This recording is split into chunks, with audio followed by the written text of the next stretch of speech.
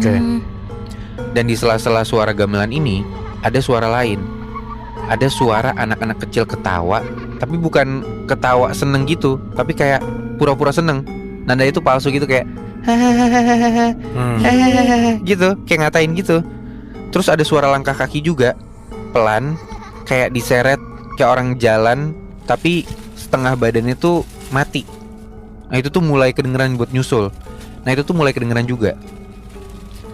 Mbak Topo langsung sigap berdiri.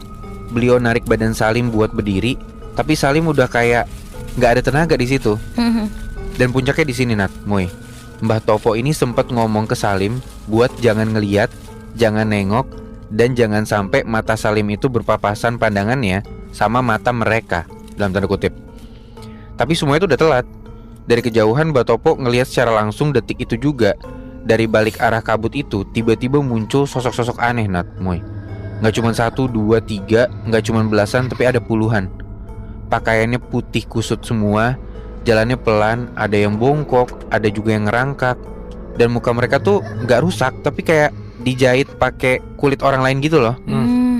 Sosok-sosok ini pun beneran cuman kayak jalan aja, gak berhenti muterin Salim sama Mbah Topo, sambil badannya tuh goyang-goyang pelan kayak gak kuat kena terpaan angin gitu. Tapi lama-kelamaan goyangnya badan mereka ini jadi kayak tarian Jawa, tapi versi rusaknya gitu loh. Pelan, anggun, tapi kaku, dan kerasa janggal gitu loh. Tangan mereka terus kayak gerak-gerak, kepalanya miring sampai lehernya tuh bunyi krek-krek, kayak tulangnya pada patah remuk gitu loh. Salim tuh beneran kelihatan ketakutan banget.